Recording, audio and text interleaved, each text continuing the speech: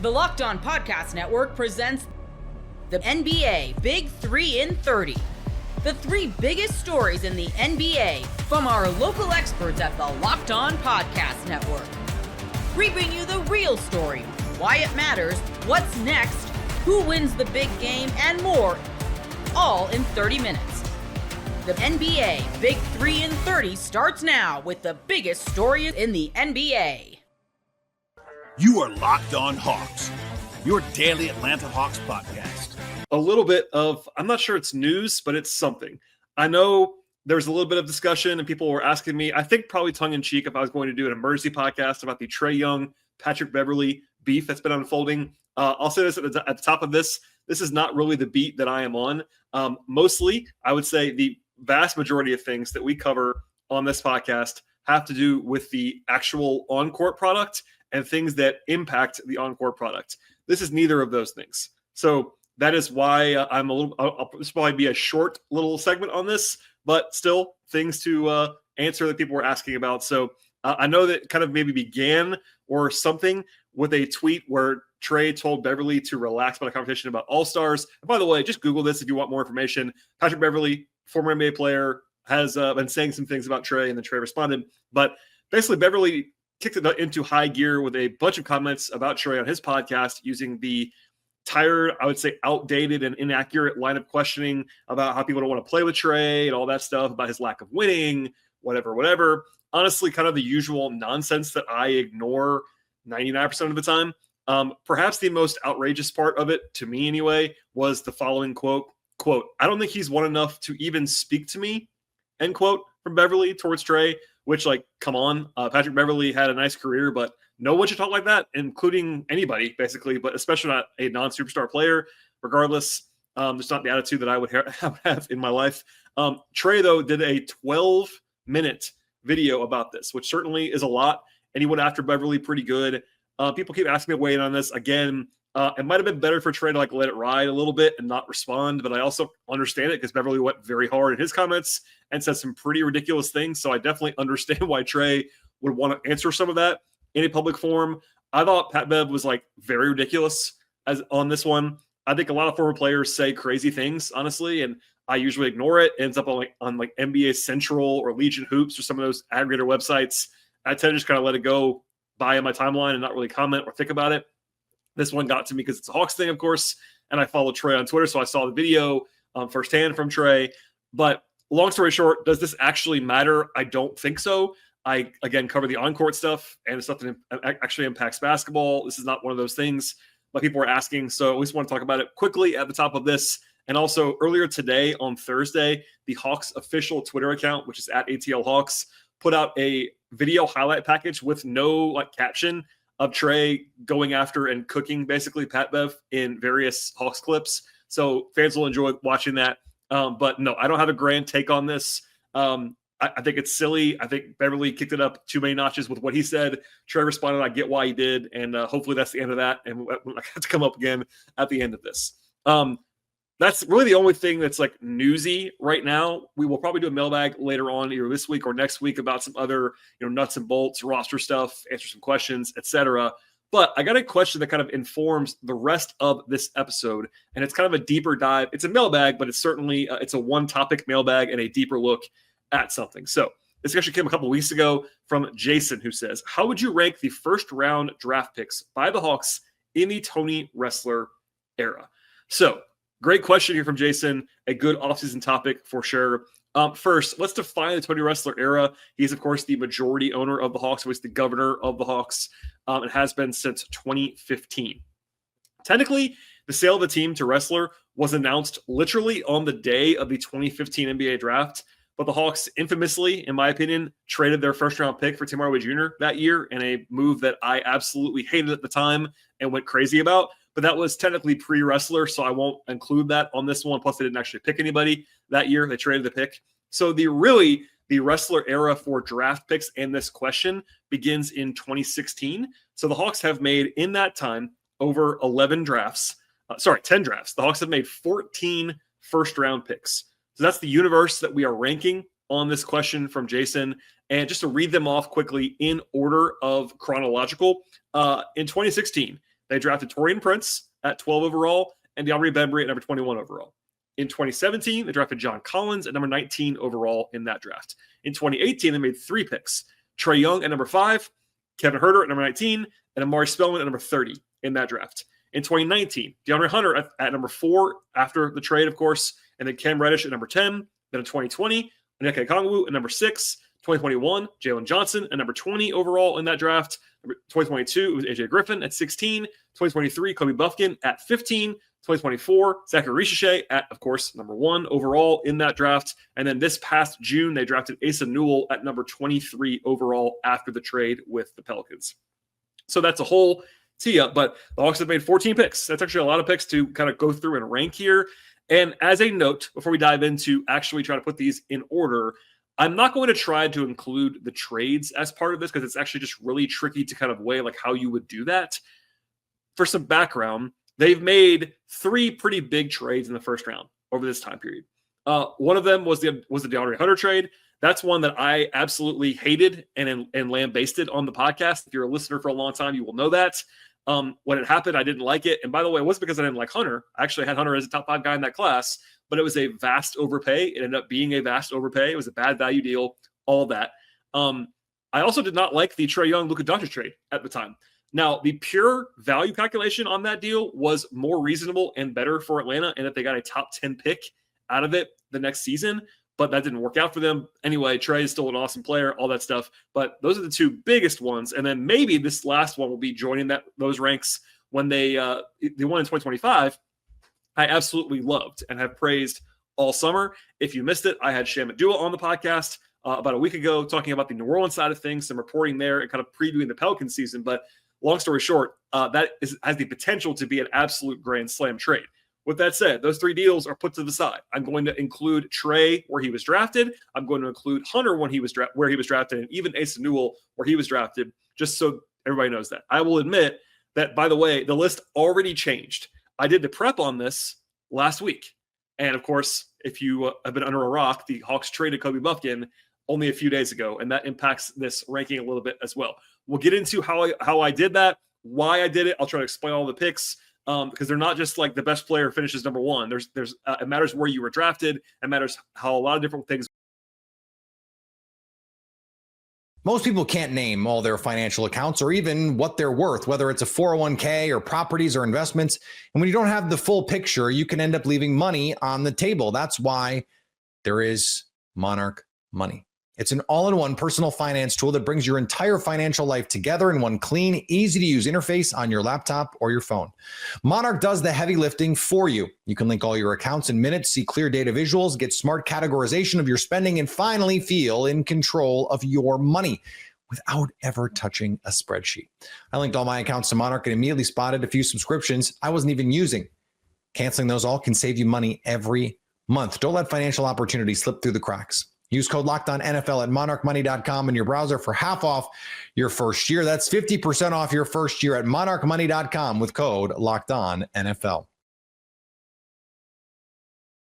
Dennis Smith Jr., according to Shams Charania, signed to a 1-year deal, training camp deal. And to me, I look at this deal and initially I put out and said, I don't expect him to make the roster. And I don't think I do expect him to make the roster. I think that what the Mavericks have right now is solid. It's set.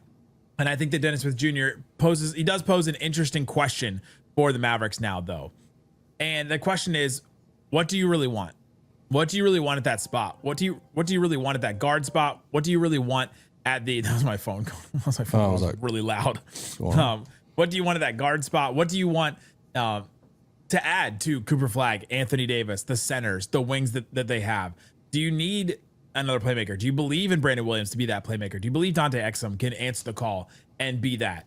Or do you want a really, really good defender that wants to be here and can really round out this team as an elite defensive team? Because if you add him plus Caleb Martin plus Max Christie, like, you have really good options on the perimeter defensively.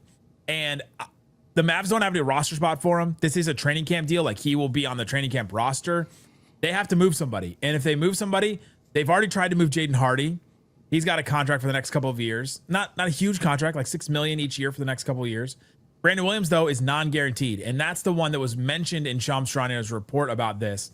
That is the one that I'm looking at. If they are going to make a move, and it's Dennis Smith Jr. or Brandon Williams. Yeah, I mean, I think, a few things important to note with Dennis, to your point. He has to, if he makes the final roster, he has to get a guaranteed spot. He's too old, too many years of experience to get a two-way. So throw that out there because they have an open two-way spot there. In a perfect world, you swap him out for Jaden Hardy. But they tried the Jaden Hardy thing of dumping Hardy. I think they would have rather dumped Hardy than Omax, but Omax was cheaper to stretch and waive. Hardy's at what, $6 million this coming season, and then after that, like he has another $6 million guaranteed. So it's like they signed him to multiple deal or years there. So it would be hard. It would be hard to imagine them just like dumping Hardy now or finding a taker for Hardy now to swap him out for Dennis. So then it comes down to, all right, well, if he makes the roster, then somebody with guaranteed money is not going to make the roster, which is where you're looking at Dante Exum and Brandon Williams. It would be hard to think about Dante Exum going through this whole like waiting process and then them telling for the create the spot with Omax and all this stuff just to like say, hey, bye. It feels like they're both pretty committed to each other. I'm going to do it. I'm going to mention it. So back in the day, they had Sam Dallenberg. I mentioned it on the reaction video that I put out on everywhere. We always mention this one every year. Yeah, I mean, back in the day, they brought in this veteran Sam Dallenberg, and he's on this minimum guaranteed money contract. Then they bring in this training camp deal for this guy named Salah Mejri, and it's like, who's this crazy dude in camp? And everybody's kind of buzzing about him. It's like he's just kind of chaotic, but he's blocking shots, he's catching lobs, and all this stuff. And what does he do? He wins out the spot. The Mavericks says, hey, he's better than Sam Dallenberg. We're just going to eat that money and say, Sam, see ya. We're signing Salah Mejri to the active spot there. So could we see that again with Dennis Smith Jr.? Could they say to Dante Exum after camp, dude, Dennis has just outplayed Dante, and he's younger. Like, Dennis right now is 27 years old. He's younger than Najee, D'Lo, Caleb Martin, Dante Exum, AD, Kyrie, Dwight, Clay. Like, it's crazy. Like, he's still younger than all those guys on the Mavs. So, just 27 years old still. So that's where it. But I think it ultimately comes down to what Shams said in his piece. It looks like this is a training camp battle that we're going to go into camp watching of Brandon Williams versus Dennis Smith Jr. Brandon Williams, we've seen the fast pace, offense, everything, better shooter, all the stuff, but he is a little smaller. So then, bam, you bring in this guy to compete in camp of Dennis, who is built a little bit more, a little bit bigger, definitely a better point of attack defender. That's going to be that guy that we've talked about them missing off the bench of a point of attack guy, but not as good of a shooter and all that stuff. So I'm kind of fascinated to see what happens with that. Brandon Williams on a partially guaranteed deal for next year. So if they do swap them out, it's not like it's a ton of money there. So I'm fascinated by that battle going into camp. How much older is Dennis Smith Jr. than Brandon Williams? Just off the top of your head. Just off the top of your head, like initial thought. I have no clue. I mean, I would say probably 2 or 3 years. 2 years. Brandon Williams is 25. Dennis Smith Jr. 27. Oh. It is not like, well, if the Mavs cut Brandon Williams, they're cutting all their youth. They're not investing in. Brandon Williams is at the point where he is what he is as an NBA player for the most part. When players hit this age, at least for that part. So to me, if they do move on from Brandon Williams, I think some people will be upset. I will go back to what I've said about Brandon Williams like all summer. It was only like 15 really good games in March for the Mavericks when they really needed somebody. He did show some really good things, showed some flashes, showed that he should be an NBA player, absolutely. But we saw Dennis Jr. play a whole season for the Hornets, for the Nets, and play really good defense where he got some all defensive votes that season and made some really, really good. I saw our friend Panda Hank on Twitter post a highlight reel of all of Dennis Jr.'s best plays from the last couple of years he was in the NBA. Panda, great at making highlights, by the way. Just so fast at it too. And some of them are really good. Like there's a block of Kevin Durant. There's a rip right out of Luka Doncic's hands, a rip right out of like Drew Holiday and DeMar DeRozan, like everybody. He like locked up a lot of players. And if the Mavericks, does the GM have any thoughts about defense? Like, has the GM specifically said anything about defense? For the Mavericks, who is the GM for the Mavericks? I mean, I've been gone for a bit, but I think it's still Nico. I think defense is a vital part. Nico Harrison, the GM of the Mavericks, said defense win championships like 1,000 times over the last every time he's spoken publicly. If they do this, I do think that you just lean all in on defense and say, all right, we'll create enough offense to make it work, but we're just gonna bring in this guy, have him, Exum, Caleb Martin. That's some good defenders at the guard spot if you wanted to just go that way. If Kyrie was fully healthy, I would love it, and I would think like, yes, that's the. But you do get a little worried about. I don't want to say here. The last time I watched Dennis Smith Jr. play basketball, I was really impressed with his defense. Yeah, and I was really impressed with the turn he made kind of in his career. Of I'm going to kind of really improve my defense and become this point of attack defender on the wing and stuff. And a lot of the defensive nerds out there was throwing out a bunch of different numbers about how good he was. And I was honestly kind of surprised he wasn't on a roster somewhere. So I'm happy about it. I'm glad they brought him back. I hope it's a legit shot in camp. I hope it's not some like, hey, candy toss to the fans of, all right, we all want something else to be happy about. Here you go. Fun. We're bringing Dennis back. He's going to be at media day and getting questions about Dennis being back at media day. And then, and all the stuff and reliving the highlights and the dunks and all this. I hope it's just not like a feel good type of thing for a few weeks. And then bam, he's just cut in camp and bye. I hope it's a legit shot in camp and I hope he plays well. I would love to have him back on this team. If they could create another roster somehow, I don't know. But if it is a swap of him and Brandon Williams, then it's another small question mark about offense of like, are y'all going to be good on offense? The NFL season is finally here, and FanDuel is making sure you're ready for the weekend with a can't-miss offer. Right now, new customers can bet just $5. And if your bet wins, you'll get $300 in bonus bets to use across the app. I love using FanDuel because it fits however I like to bet in the moment, whether it's a prop, whether it's a same-game parlay, or even jumping in live as the action unfolds. It's quick, easy, and the best way to add a little more energy to Sunday. So are you ready to play? Download the FanDuel app now by visiting FanDuel.com to get started. That's FanDuel.com to place your first $5 bet. LeBron James talks retirement. You are Locked On Lakers, your daily Los Angeles Lakers podcast. LeBron James started talking retirement, and so we will start there in just a moment after we tell you that today's episode is brought to you by FanDuel. Right now, new customers can bet just $5. $5. If your bet wins, you get $300 in bonus bets to use across the app. So download the app today. So we're looking at, arguably, some people think the greatest player to ever play the game. And anytime he talks about when he might stop playing the game, it is going to make news. And so LeBron was talking about it this week on the 360 with Speedy show. There's been a lot lately that has people speculating about LeBron potentially retiring this season, whether you're talking about the recent commercial for the 23 shoes that had the copy. They called him the chosen one. He carried the weight of every expectation on his shoulders, but he never broke. We were all witnesses. Every rival was defeated. Every idol was destroyed. He took the crown and kept it. Behold the greatness. He is the forever king. And the past tense of a lot of that copy, other than the is with forever king, everything else was in the past tense, which got a lot of people wondering, is this the setup for a retirement announcement?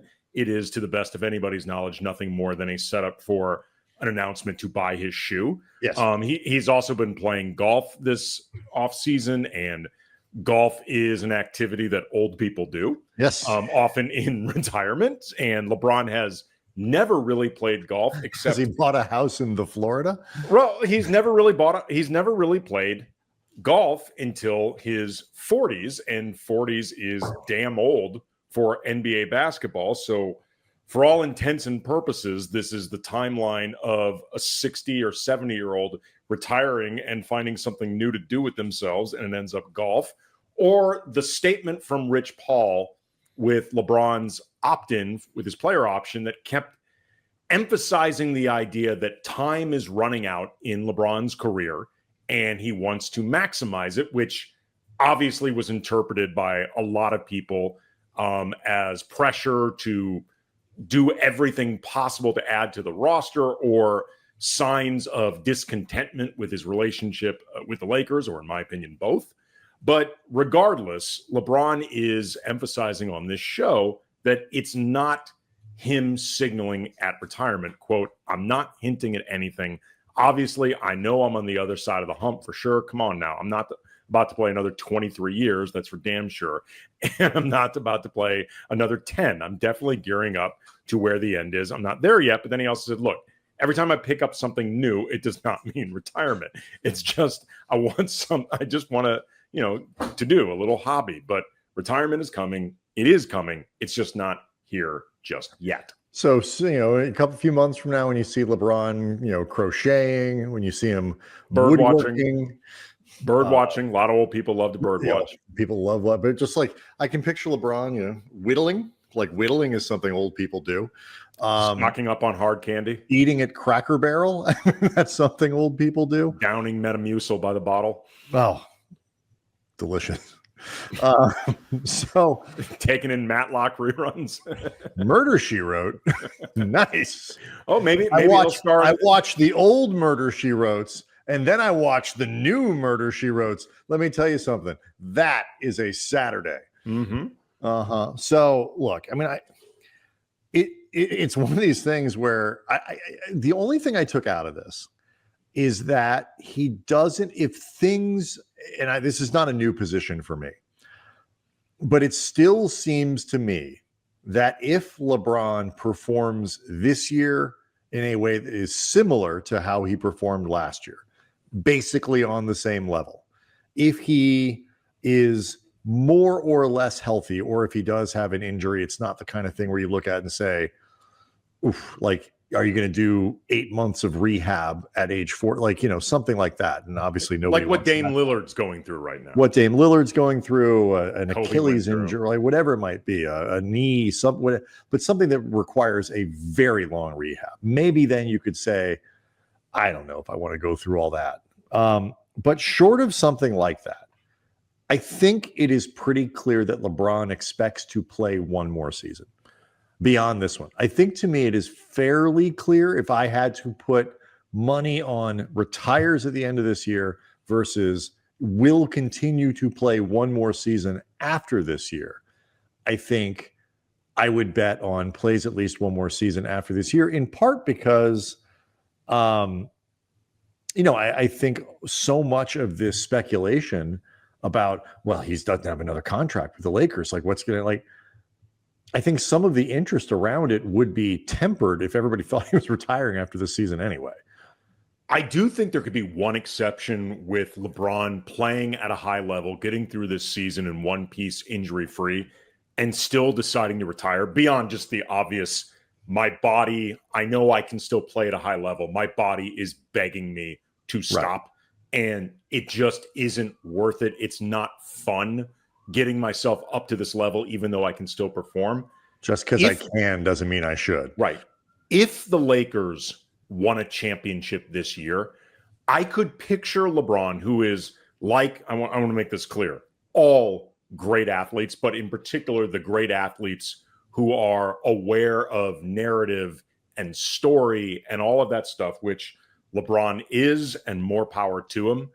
I could picture him wanting to go out completely on top, because you so rarely get that opportunity as it is. If LeBron managed to be a key part of a championship at 41, and frankly, right. And by the way, that's the only way the Lakers win the championship is if LeBron is a key part of it. I was just about to say, if LeBron can't be a key part of it, they're not going to win a championship.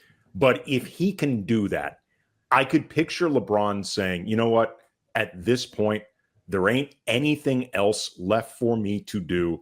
For the people that will never declare me GOAT, it doesn't matter if I win 7 more straight championships. Right, they're just going to say, and do I want to either run it back here and try to defend it? Okay, maybe that's a reason to come back. But I think I'll tell you this. I think if the Lakers win a title, I think it greatly increases the chances of him playing again in LA next year. I think the idea, I mean, I'm just thinking out loud here, but the idea of LeBron winning a title and then bolting to, Cleveland, or maybe Cleveland. Cleveland is always the exception to me, because I can always kind of see a reason to go back to Cleveland, but heading to Dallas, it becomes harder for me in this moment as you raise that to picture it.